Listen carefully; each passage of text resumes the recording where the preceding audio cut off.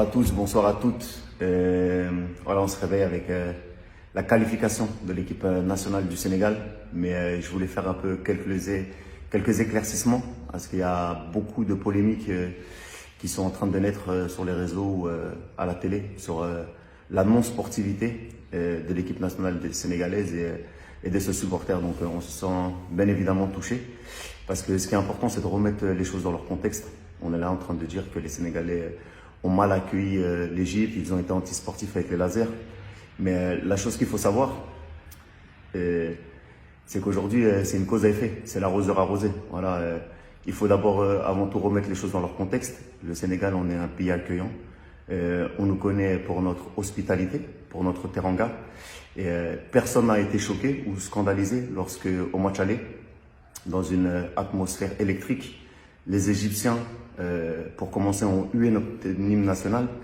Et ça, c'est quelque chose de très grave, parce que l'hymne national, on l'a toujours dit, on ne hue pas l'hymne national d'un pays.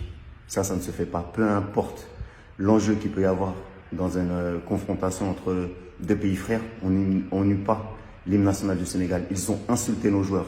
Si vous voulez, on va vous ressortir les vidéos où ils ont insulté Sadio Mané, où ils ont insulté notre entraîneur, où ils ont, pendant tout le match, été antisportifs avec des lasers sur le visage de nos joueurs. Il y a beaucoup d'images qui ont été diffusées.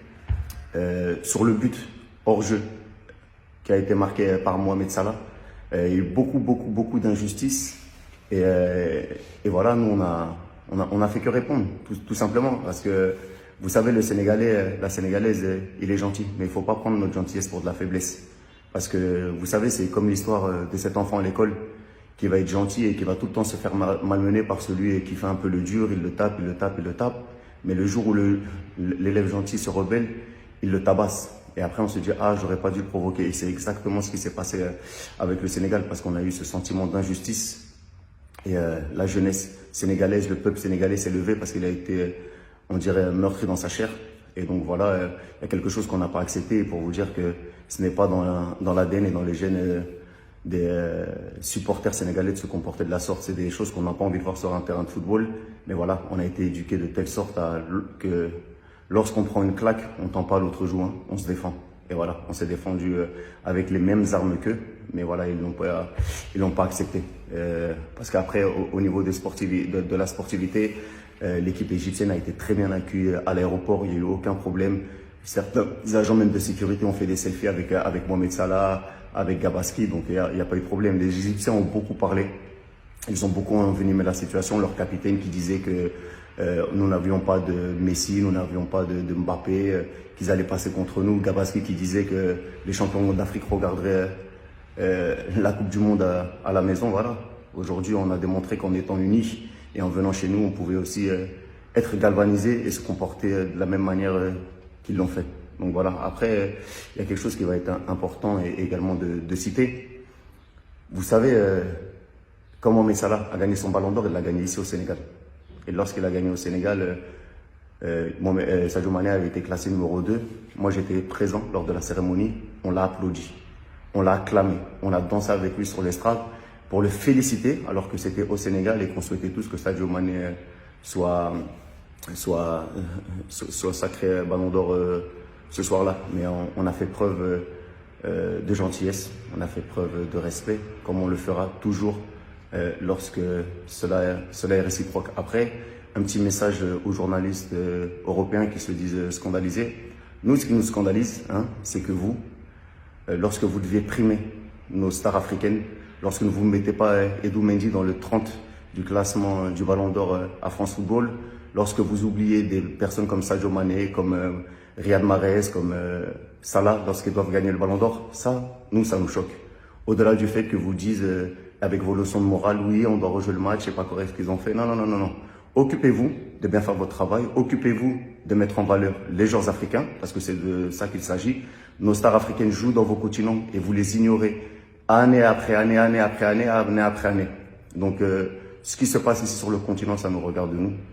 Si vous étiez un peu plus informé, vous vous déplacerez, vous viendrez au stade et vous ne ferez pas vos leçons de morale sur vos plateaux de télé. Ça, on n'en a pas besoin. Et voilà, on va continuer maintenant à avancer et à grandir, parce que la réalité, c'est que le Sénégal mérite d'aller en Coupe d'Afrique. Elle mérite d'aller en Coupe du Monde. Elle est championne d'Afrique.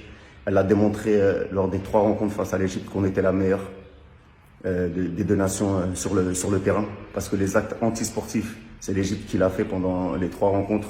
En finale de Cannes, ils ont déjoué, ils ont fait que de la comédie, ils sont tombés par terre pour nous amener en séance de tir au but et on les a battus.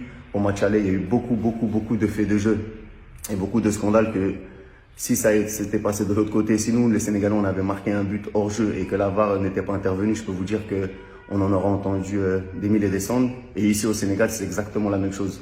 L'Égypte a été antisportive, aussi bien sur le terrain qu'en dehors. Donc vos leçons de morale, vous pouvez vous les mettre où je pense.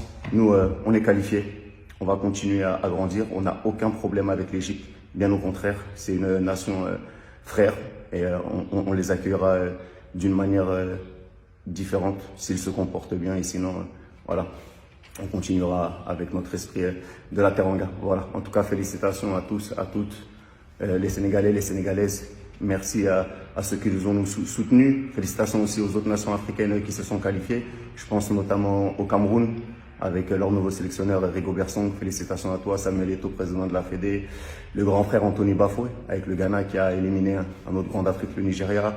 Bravo à nos frères marocains, qui également ont éliminé la RDC, une nation qu'on apprécie également. Et voilà, et la Tunisie qui, elle, a éliminé nos frères maliens, donc un peu déçu pour le Mali, mais c'est le football, voilà. En tout cas, c'était juste une petite mise à jour. Voilà, on récolte ce que l'on sème. Paix à tout le monde, force, on est pour que le football africain grandisse. Et ce qui s'est passé au Sénégal, voilà, c'est juste une cause à effet. Et voilà, on est qualifié, on va en Coupe du Monde, on se retrouve au Qatar. Sénégal, REC!